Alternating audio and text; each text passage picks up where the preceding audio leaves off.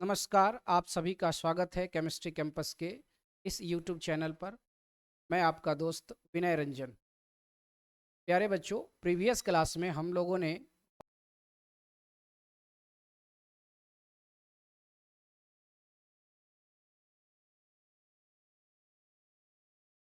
ठीक है, देखिए, पिछले क्लास में आप देखे होंगे कि किस तरह से हम लोगों ने ये काम किया कि एवरेज एटॉमिक मास कैसे कैलकुलेट करते हैं, या अगर आपको कोई एटॉमिक मास दिया हुआ है तो ग्राम एटॉमिक मास कैसे लिखते हैं। और उसका रिलेशन भी हम लोगों ने देखा था कई एलिमेंट के लिए कि एक एटम का अगर आपको निकालना पड़े तो आप उसको कैसे निकालते हैं, है ना। तो आज हम बात करने वाले हैं एवरेज एटॉमिक मास के। हालांकि पिछले क्लास में भी हमने एवरेज एटॉमिक मास के कुछ कंसेप्ट का जिक्र किया था, और उसके कुछ प्रश्न का जवाब पिछले क्लास में पूरा नहीं हो पाया था, तो आज हम लोग पूरा करने वाले हैं। ठीक है, वहाँ एक प्रश्न ही हम लोगों ने काम किया था, पूरा किया था, कंप्लीट किया था। आज के सेशन में हम लगभग 3-4 प्रश्न ऐसे होंगे जो एवरेज एटॉमिक मास के कंसेप्ट को क्लियर करेगा, उससे रिलेटेड कंसेप्ट का जिक्र करेंगे। ठीक है, तो चलिए शुरू करते हैं। सबसे पहले तो देखिए, थोड़ा सा हम रिवीजन कर देते हैं जो पिछले क्लास में आपने पढ़ा है। पहला पॉइंट जो आपका है लिखा गया एवरेज एटॉमिक मास, इसको आप बोलते हैं औसत औसत परमाणु द्रव्यमान। औसत परमाणु द्रव्यमान। ठीक है, देखिए एवरेज एटॉमिक मास बेसिकली क्यों ज्ञात करते, ये इसलिए ज्ञात करते हैं कि हम लोग देखते हैं कि समान तत्वों का कई आइसोटॉप्स हमें प्राप्त होते हैं। जैसे कार्बन की अगर हम बात करें तो आप देखते हैं कि कार्बन 612, यानी अगर आप देखेंगे कार्बन का एटॉमिक मास 12 और एटॉमिक नंबर 6 का एक कार्बन, और कार्बन का ही आप देखेंगे एटॉमिक नंबर 6 है और एटॉमिक मास 13। और फिर आप देखेंगे ये कार्बन का ही एटॉमिक नंबर 6 और एटॉमिक मास 14 है, यानी आप देख रहे हैं एटॉमिक मास डिफरेंट आ रहा है। और जैसे ही ये डिफरेंट आ गया, ये कहलाता है आइसोटॉप्स कहलाता है। आइसोटॉप्स, समस्थानिक इसको कहते हैं, समस्थानिक है। इसके अलावा भी आप देखते हैं, अगर आप ऑक्सीजन को ही लें तो ऑक्सीजन में देखेंगे 16 का होगा जिसका एटॉमिक मास। और फिर आप ऐसा भी देखेंगे कि 17 वाला भी है, और ये 18 वाला, ये 3 आइसोटॉप्स होते हैं। एटॉमिक नंबर अगर देखिएगा तो सभी का क्या है, एटॉमिक नंबर सेम होता है। ये सब क्या कहलाता है, आइसोटॉप्स कहलाता है, आइसोटॉप्स। ठीक है, और जब आइसोटॉप्स होता है, इसी के वजह से, है ना, हम लोग क्या निकालते हैं, एवरेज एटॉमिक मास निकालते हैं। आइसोटॉपिक कंपोजिशन के रूप में पाया जाता है, इसी के वजह से हम लोग लिखते हैं एवरेज एटॉमिक मास। आपको याद होना चाहिए कि पिछले क्लास में हमने एक काम किया था। जैसे आप यहाँ दिया हुआ था आयरन का Fe है, और Fe 54, यहाँ पर इसका एटॉमिक मास जो है 54 दिया गया है, और इसका परसेंटेज कितना था, 5%, है ना। और उसके बाद Fe का 56 है एटॉमिक मास, और ये इसका जो परसेंटेज एग्जिस्टेंस है 90%। और फिर एक और आपने देखा था 57, यानी जब एटॉमिक मास 57 वाला जो आइसोटॉप्स है आयरन का, उसका परसेंटेज 5% एग्जिस्टेंस। तो इसको हम लोगों ने कैलकुलेट किया था, है ना। और कैलकुलेट करने के बाद आ, हम लोग प्रयास ये किए थे कि इसको पूरा सॉल्व करने का, है ना, और आपने किया भी था पूरा कंप्लीट। हम लोग ने लास्ट तक इसका कैलकुलेशन किया था। तो थोड़ा सा हम चाहते हैं कि एक बार फिर से ये रिवाइज हो जाए तो बहुत अच्छा होगा। यहाँ से हम तो पार्ट बना देते हैं, और यहाँ से अगर आप ये पार्ट इसका बनाएंगे, थोड़ा सा इसको,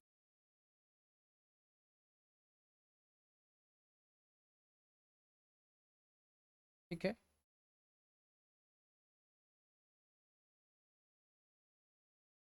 यहाँ देखिए हम चाह रहे हैं इसको कैलकुलेट कर लेना।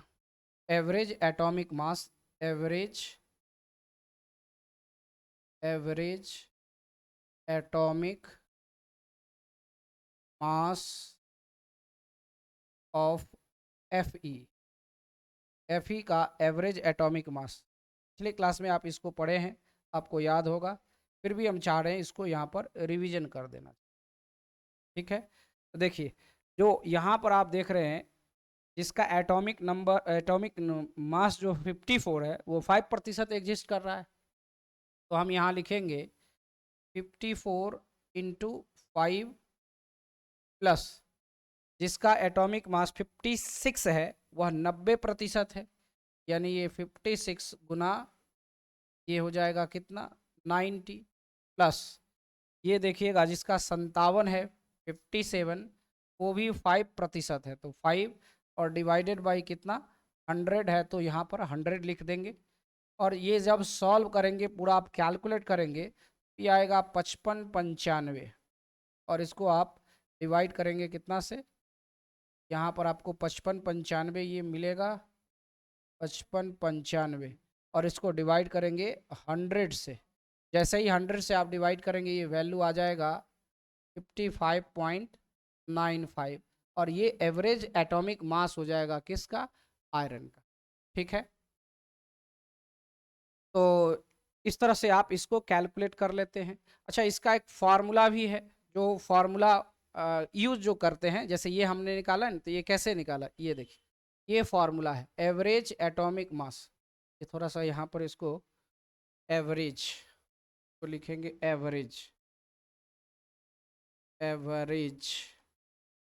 Average atomic mass equal to summation of percentage of evidence, यानी कितना पाया जाता है, कितना प्रतिशत कौन सा आइसोटॉप्स पाया जाता है उसका प्रतिशत गुना isotopic atomic mass divided by 100, मतलब 100 से उसको क्या कर देंगे, भाग कर देते हैं। ये एक फार्मूला है और यही फार्मूला का हमने इस्तेमाल किया था। अब हम चाहते हैं कि कोई क्वेश्चन अगर आपको अदर क्वेश्चन जो अभी हमने दिया है उसके अलावा कोई क्वेश्चन रहे तो उसको आप कैसे सॉल्व करें, और उसको अभी हम आपके स्क्रीन पर लाना चाहते हैं। देखिए ये इस तरह से है, ये देखिए यहाँ पर आपको दिया गया है calculate the average atomic mass of neon which percentage evidence is given as, जिसका परसेंटेज एविडेंस दिया हुआ है। तो आप इसको कैसे कैलकुलेट करेंगे, थोड़ा सा आप इसको प्रयास करेंगे बनाने का, इस तरह से आप इसको कैलकुलेट करेंगे। देखिए एवरेज एटॉमिक मास यहाँ पर निकालना है किसका, नियॉन का। कैसे निकालेंगे, तो देखिए क्या करते हैं हम, सबसे पहला काम क्या होता है, प्राथमिक क्या हम लोग यहाँ पर यूज करेंगे। देखो नियॉन हम लोग को निकालना है तो फॉर्मूला लगाएंगे, तो यहाँ लिखेंगे एवरेज, यहाँ सॉल्यूशन लिख देते, ठीक रहेगा। ये हो गया सॉल्यूशन और ये आएगा average atomic mass, average atomic mass, average atomic mass equal to क्या फॉर्मूला पढ़े हैं, समेशन ऑफ परसेंटेज एविडेंस गुना एटॉमिक मास, ऐसे AT8 लिख देते हैं और मास लिख देते हैं, इसका मतलब एटॉमिक मास और डिवाइडेड बाय 100, ये फॉर्मूला है। अब इस फार्मूला का हम यूज कैसे करेंगे, देखिए यहाँ पर अगर आप देखेंगे तो देखिए जिसका एटॉमिक मास यहाँ देखिए 20 दिया हुआ है उसका परसेंटेज एग्जिस्टेंस कितना है 90, हाँ 90.51%, 51%, यानी आप ये देखेंगे कि ये 20 जो है उसका परसेंटेज कितना है 90.51 प्लस। अब दूसरा में आइए, इसमें आएंगे, ये देखिए यहाँ पर कितना है 21 है और इसका प्रतिशत कितना है 0.27%, यहाँ पर लिखेंगे 21, यानी जिसका एटॉमिक मास 21 है वैसा नियॉन कितना पाया जाता है 0.27% प्लस। दूसरा अगर आप इसमें देखेंगे दूसरा आपको देखिए 22 वाले का कितना है, जब एटॉमिक मास 22 है ना, तो यहाँ पर 22 लिख दीजिए और इसका प्रतिशत जो है लगभग कितना है 9.22। थोड़ा सा हम स्लाइड इधर बढ़ा लेते हैं ताकि उधर कंप्लीट हो जाए। और जैसे ही यहाँ आप सॉल्व करेंगे, ये हो गया 9.22 और डिवाइडेड बाई कितना लिख देंगे 100, ये रहा। क्या आप ऐसा तो कर सकते हैं ना। अब आपका काम रहा, आपका काम क्या है, इसको गुना करना है, इसको गुना करिए, सबको गुना करके फिर जोड़ दीजिए, जोड़ करके 100 से भाग दे दीजिए। और जैसे ही आप 100 से भाग दीजिएगा आपको कंप्लीट मिल जाएगा, आपको आंसर मिल जाएगा। हम आपकी सहायता के लिए मिला देते हैं कि इसका आंसर क्या होगा। टोटल जो इसका जोड़ है मिला करके अगर आप देखेंगे तो ये आ जाता है, ये लगभग हम लिख देते हैं जो आंसर, ताकि आप कैलकुलेट करेंगे तो आपको मिल जाएगा। ये है 20.18। कितना आ जाएगा 20.18, ये आपको आना चाहिए आंसर, लगभग अप्रोक्सीमेट, अप्रोक्स, ये लिख देते हैं अप्रोक्स, यही आपका वैल्यू आना चाहिए। ठीक है, तो कैसे किया, पहले इसको गुना करेंगे। देखिए हम सहायता करते हैं आपको, हालांकि आप इतना काम तो जरूर कर सकते हैं, इतना तो करिए सकते। ये रहा, देखिए ये तो जीरो हो गया, ये सब सब सब आ गया। यहाँ हो गया 5 गुना 10 हासिल 1। और ये देखिए दो को जीरो से गुना करिएगा तो जीरो ही हो जाएगा, तो यहाँ आ जाएगा 1। और 9 दूना 18 है तो ये 18 आ जाएगा, ये जीरो, ये जीरो, ये 1 8 1। अब देखिए एक अंक के बाद दशमलव है तो यहाँ दशमलव दे देंगे। ठीक है ना, कोई दिक्कत तो नहीं है इसमें। फिर दूसरा अगर आप देखेंगे तो दूसरा के लिए सॉल्व करिएंगे, ये आ जाएगा, यहाँ पर कर लें, ये हो जाएगा 21 है और इसको 0.27 से करना है। देखिए यहाँ 7 हो जाएगा, 7 दूना 14, 2 इकाई 2 और 2 दूना 4। अब यहाँ 7 और ये हो जाएगा 4 दू 6 और ये हो जाएगा 4 1 5। दशमलव देखिए 2 अंक के बाद दशमलव है तो दशमलव यहाँ आ जाएगा। ठीक है, नेक्स्ट, नेक्स्ट अगर आप देखेंगे ये है 22 और इसको गुना कितना से करना है 9.22 से। ठीक है, देखिए 2 दूना 4, 2 दूना 4, फिर आ जाएगा 2 दूना 4, यहाँ भी 4, सही है ना। और फिर ये आ जाएगा कितना 9 दूना 18 के 8 हासिल 1, 9 दूना 18 1 19। देखिए ये 4 4 4 8, 8 4 12 के 2 हासिल 1 और 9 और 1 10 और ये एक एक है तो इसको 2 लगा देंगे, है ना, सही है। देख लेते हैं फिर से, ये 9 है तो 9 1 10 हो गया, ये 2 हो जाएगा। अब देखिए 1 2 अंक के बाद दशमलव, यहाँ 2 अंक के बाद दशमलव, तो अब सबको जोड़िए, देखते हैं इतना वैल्यू आता है या नहीं आता है। तो आपको जोड़ने के लिए क्या करना पड़ेगा, इसी में ले आते हैं सबको। देखिए ये आ जाएगा 20284, है ना, यहाँ हो जाएगा 20284 और ये कितना हो जाएगा 5.67, सही है।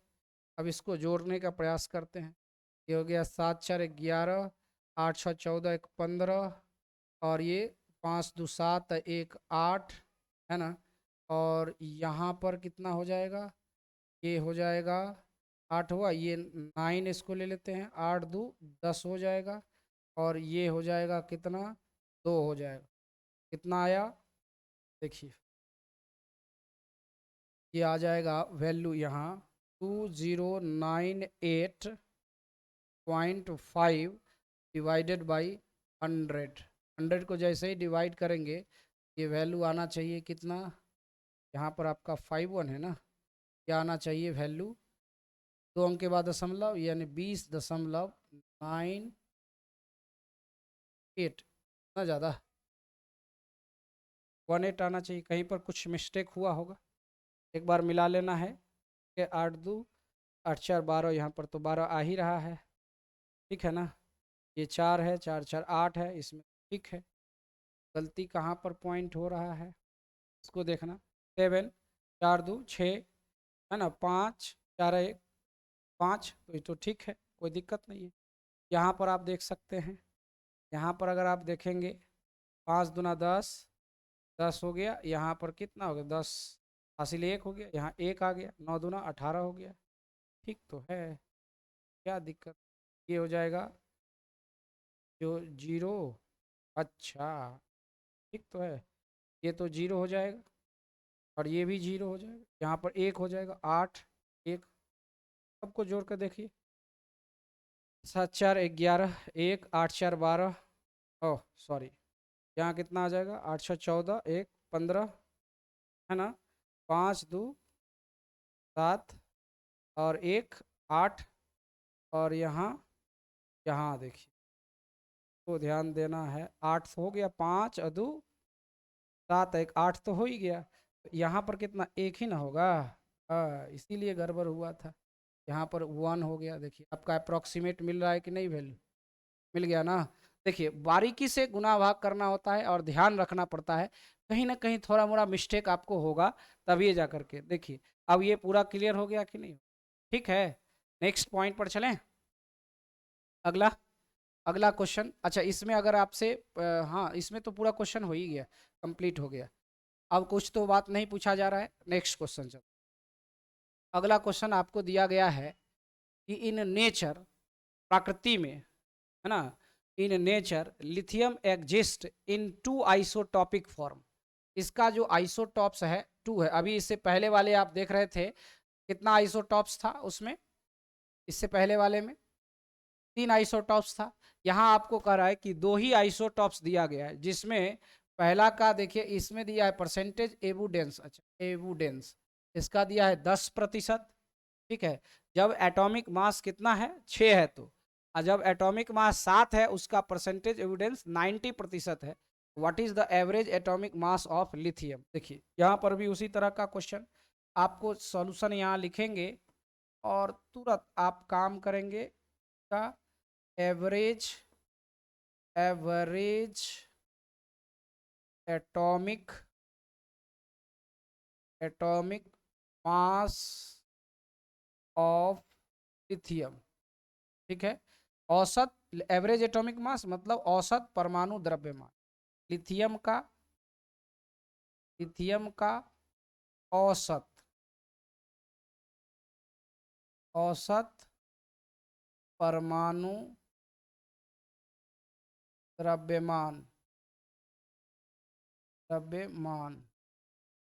औसत परमाणु द्रव्यमान। देखिए औसत परमाणु द्रव्यमान, अब देखिए 2 ही आइसोटॉप्स है, तो जिसका एटॉमिक नंबर 6 है वो कितना प्रतिशत है, 10% है, तो 6 गुना 10, ये तो ज़्यादा आसान, यहाँ तो पॉइंट में भी नहीं है। और देखिए 7 वाला कितना है 90% है, तो 7 गुना 90, और इसको कितना से डिवाइड करेंगे 100 से, परसेंटेज टोटल मिलाकर कितना, परसेंटेज मतलब 100। अब इसको करिए तो ये हो जाएगा 60, और इसको 963, 63 एक 0 है तो ये 630 हो गया, और डिवाइडेड बाई ये कितना हो जाएगा 100। अब इसको जोड़िए, आप रफ में इधर देखिए 630 और ये 60 जोड़ देंगे, 0 और 3 9, है ना, और ये 6, 690 आ जाएगा, पूरा वैल्यू कितना आ जाएगा 690, और इसको डिवाइड कर देंगे कितना से 100 से, तो जैसे ही डिवाइड करेंगे आपके पास वैल्यू हो जाएगा 6.90, यही आपका आंसर हो। तो ये है एवरेज एटॉमिक मास। अगर आपको दिया हुआ है और क्वेश्चन आपको दिया हुआ है तो सिंपल आपको साधारण रूप से पहला काम क्या करना है, पहले गिवन डाटा को आपको समझना है। अगर गिवन डाटा आपको समझ में आ जा रहा है तो बहुत आसानी से आप इसको लिख सकते हैं, एक्सप्लेन कर सकते हैं। क्लियर। तो अब एक और क्वेश्चन देखते हैं कि अगर इस तरह का क्वेश्चन दूसरे रूप में अगर दिया हुआ है तो क्या। तो देखिए आप अगर स्क्रीनशॉट लेना चाहते हैं तो आप इसको ले सकते हैं। हालांकि इसमें ये क्वेश्चन बहुत ज़्यादा आसान है, इसलिए क्योंकि इसमें कैलकुलेशन भी हार्ड नहीं है ना, कैलकुलेशन भी बहुत ही सिंपल है, जिसको आप आसानी से आप कर सकते हैं, कर लिए हैं। चलिए नेक्स्ट चलें अगला क्वेश्चन की तरफ, ये रहा आपके स्क्रीन पर।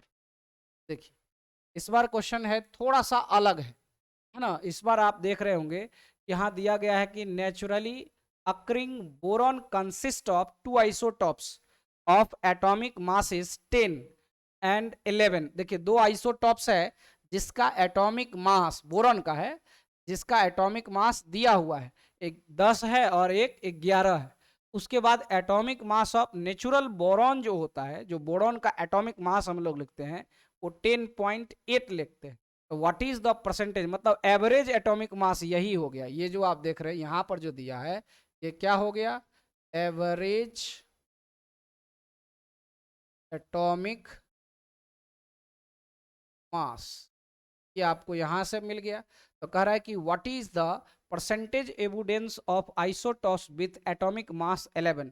आप पूछ रहा है कि जो आइसोटॉप्स एटॉमिक मास 11 वाला है उसका क्या प्रतिशत होगा, है ना। तो कैसे आप निकालेंगे, देखिए सबसे पहला काम आपको करना क्या है, अगर परसेंटेज एविडेंस पता चल जाए तो काम हो जाएगा। तो मान लेते हैं कि यहाँ पर इस तरह से हम लिख सकते हैं, लेट, अलग कलर लेते दिखेगा, हाँ देखिए यहाँ पर हम मान लेते हैं let percentage of, percentage evidence of, percentage evidence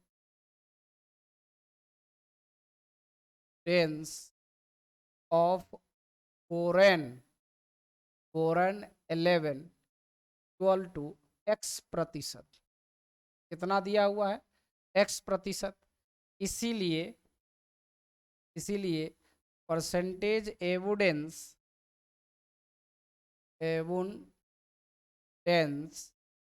of boron 10, मतलब जिसका एटॉमिक मास 10 है, वह कितना होगा, ये 100 में से इसको घटा देंगे, 100 माइनस x प्रतिशत, नहीं एक का परसेंटेज कितना है x है, तो दूसरा को क्या करेंगे 100 में से घटा देंगे, है ना। तो अब देखिए नाउ, अब उसके बाद फार्मूला का इस्तेमाल करेंगे। तो फार्मूला क्या पढ़े, एवरेज एटॉमिक मास क्या है, तो एवरेज एटॉमिक मास का वैल्यू 10.8 ये दिया हुआ है, इक्वल टू ये कितने के बराबर होगा, तो देखिए 10 वाला का कितना प्रतिशत है 100 माइनस एक्स, यानी 10 गुना 100 माइनस एक्स प्लस, दूसरा देखिए दूसरा कितना है 11 वाले का 11 और ये गुना x, ठीक है, और डिवाइडेड बाई 100 है तो ये तो 100 रहेगा ही, कोई दिक्कत तो नहीं है यहाँ पर। अब देखिए थोड़ा सा ध्यान देने वाली बात है, यहाँ से इसको इधर लाके मल्टीप्लाई कर लीजिए, तो जैसे ही मल्टीप्लाई करेंगे तो 10.8 आ जाएगा और इसको गुना कर देंगे 100 से इक्वल टू, अब ये देखिए इसको जैसे ही मल्टीप्लाई, अब ये सबको आगे मल्टीप्लाई करिए, ये 1000 हो जाएगा, ये हो जाएगा माइनस 10x हो जाएगा, यहाँ हो जाएगा प्लस 11x हो जाएगा, क्या कोई दिक्कत।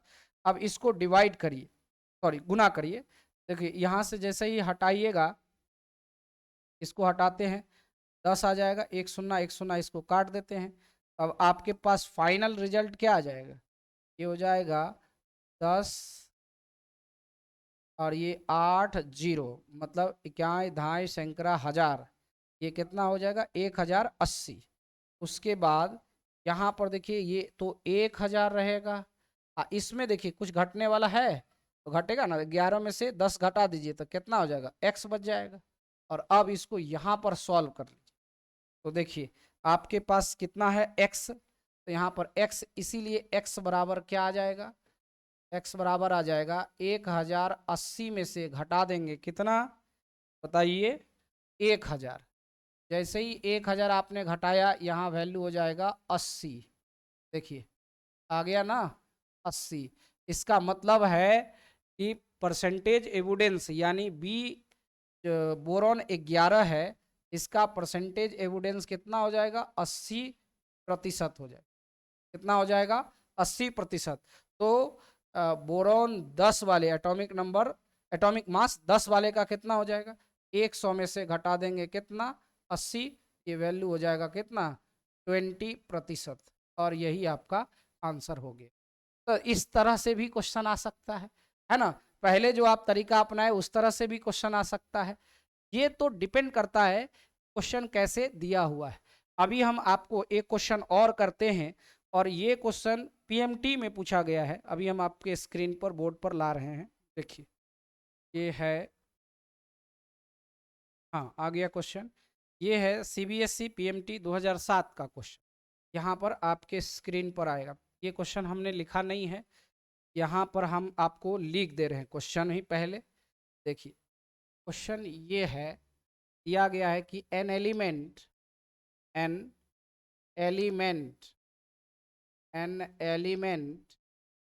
x has the following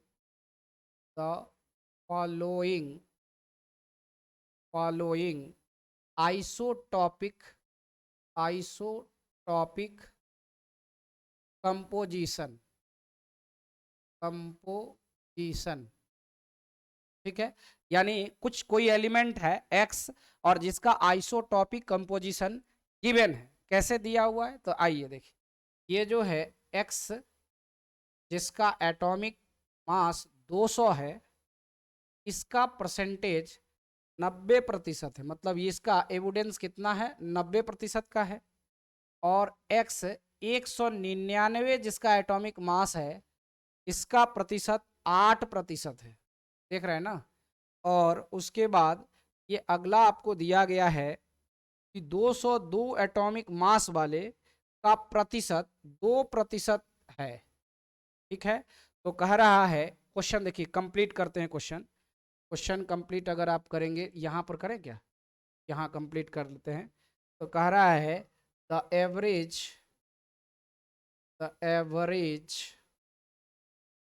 average atomic mass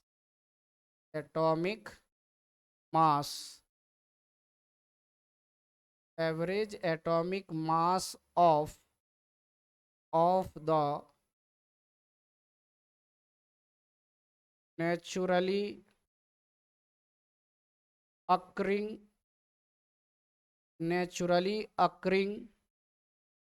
element x is closed to, मतलब इसका कितना लगभग कितना हो सकता है। और ये आपको ऑप्शन में दिया गया है। तो ऑप्शन हमारे पास क्या क्या है, ए नंबर में ऑप्शन देखिए क्या, ए नंबर में दिया है 199 EMU है, तो EMU यहाँ पर लिख देते हैं। दूसरा नंबर ऑप्शन दिया गया है 200 EMU। तीसरा सी नंबर, सी में दिया गया है 201 EMU। और डी नंबर में ये आपको दिया गया है 202 AMU, 202 AMU। ये इस तरह का आपका क्वेश्चन है। ये CBSE PMT का क्वेश्चन है, CBS है PMT 2007 क्वेश्चन बैंक का है। और ये आपके स्क्रीन पर इस तरह से आपको दिया गया है। आप इसको प्रयास कर सकते हैं, थोड़ा सा हम आपको वक्त दे रहे हैं।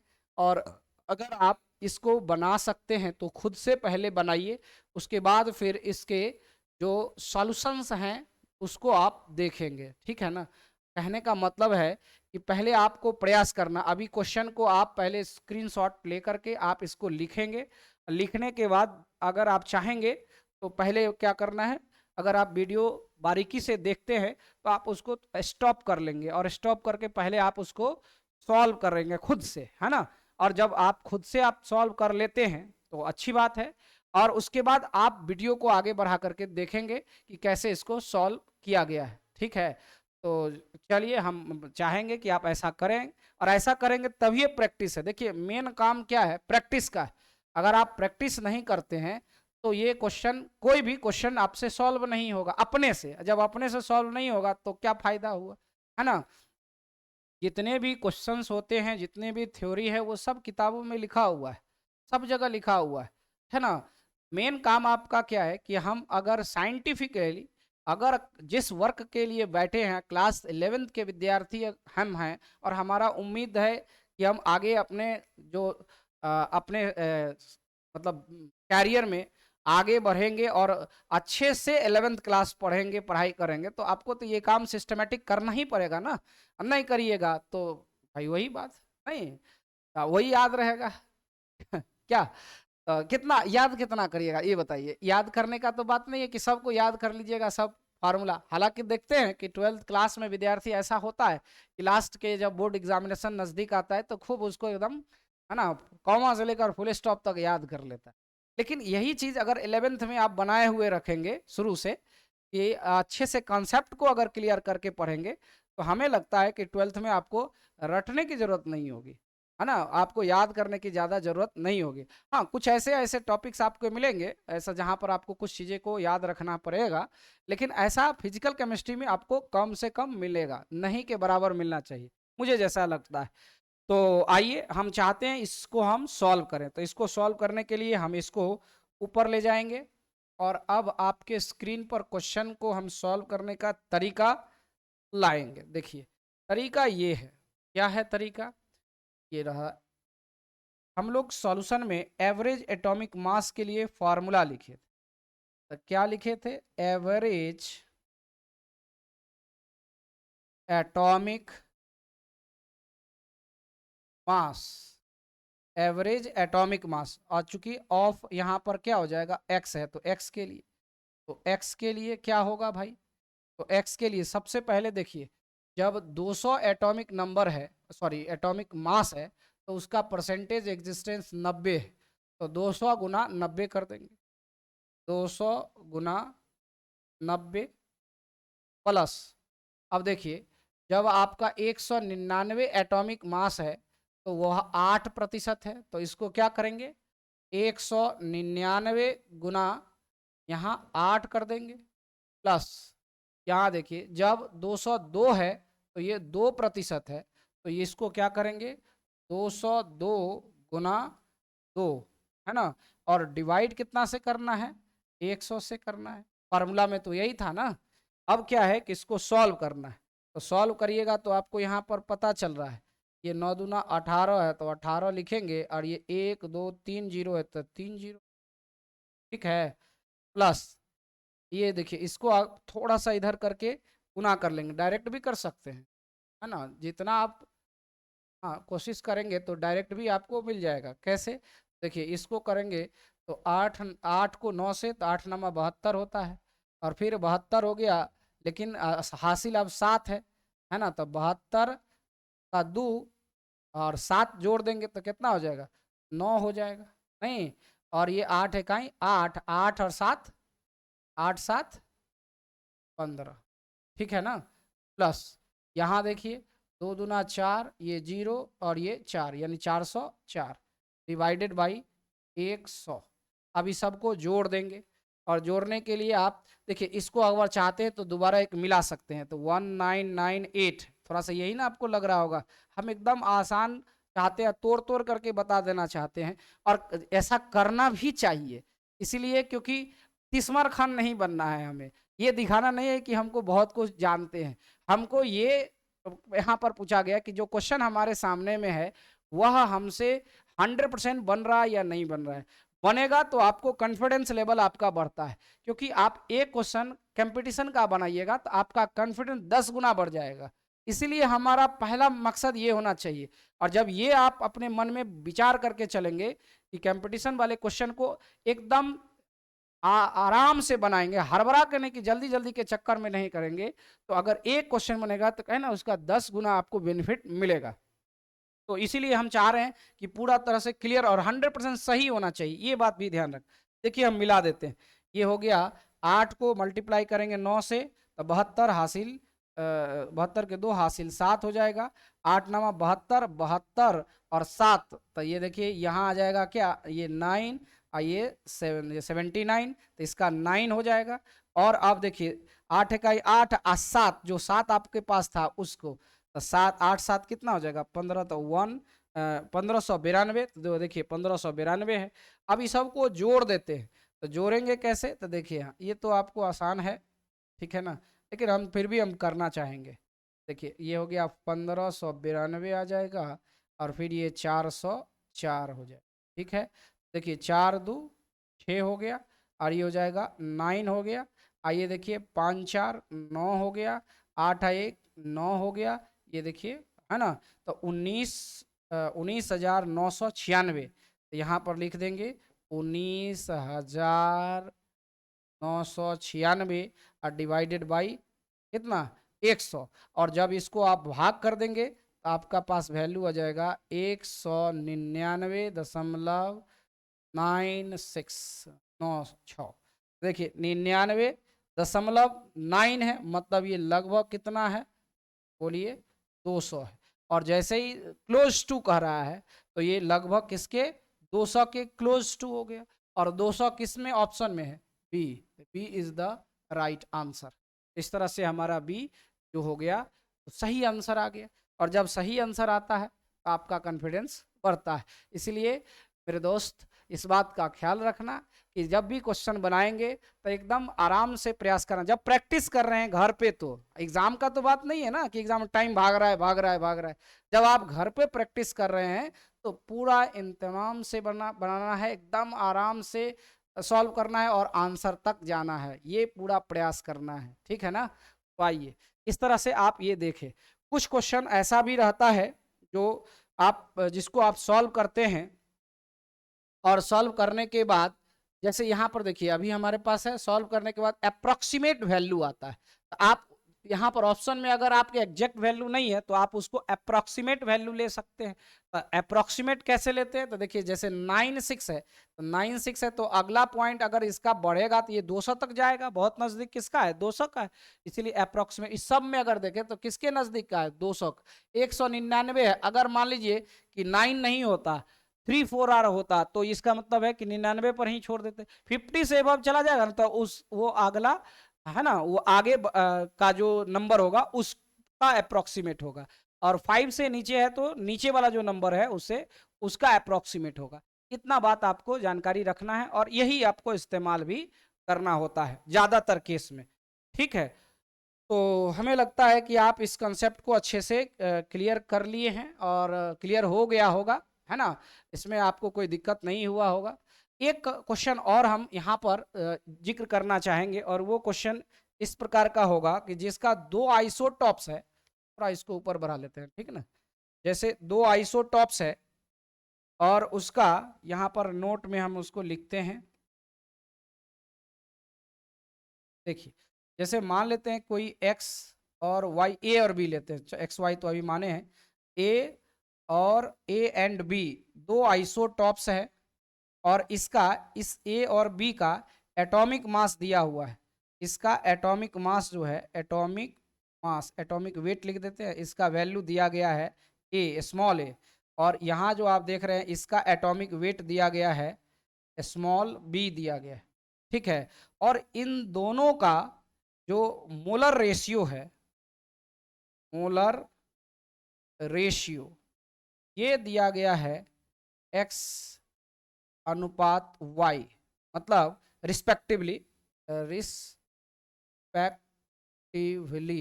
ये ऐसा आपको दिया गया है। यानी x कितना a x हो गया और b y हो गया, मतलब इस दोनों का क्या रेशियो में दिया है। तो चलो आप यहाँ पर रेशियो भी लिख सकते हैं, मोलर रेशियो x अनुपात y रिस्पेक्टिवली दिया गया। तो इसके लिए एवरेज एटॉमिक मास कैसे निकालेंगे, अगर ऐसा है तो देखिए एवरेज एटॉमिक मास निकालने के लिए काम क्या करते हैं हम लोग, इसके लिए फॉर्मूला लिखेंगे एवरेज एटॉमिक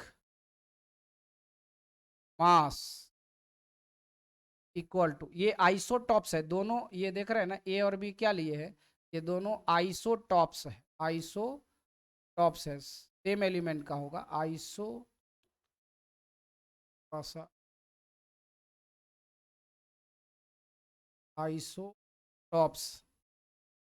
ये दिया गया है, दोनों आइसोटॉप्स है, एटॉमिक नंबर दोनों का सेम है। एवरेज एटॉमिक मास कैसे निकालें, तो देखिए इसका एटॉमिक मास ए है तो ए इंटू एक्स लिख देंगे, प्लस यहाँ पर देखिए इसका बी इंटू वाई लिख देंगे और divided by X plus Y कर देंगे। ऐसा फॉर्मूला से निकालेंगे।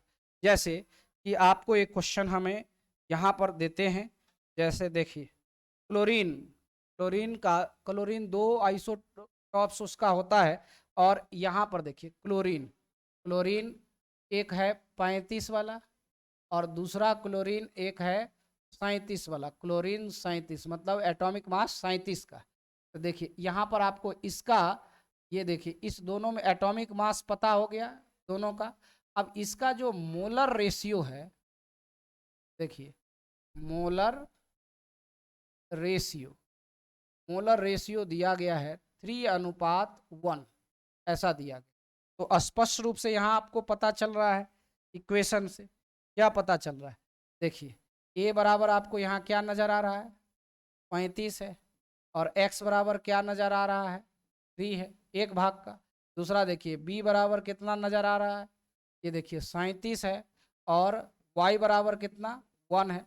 इसीलिए अब आपसे पूछेगा कि average atomic mass, average atomic mass of chlorine क्या होगा।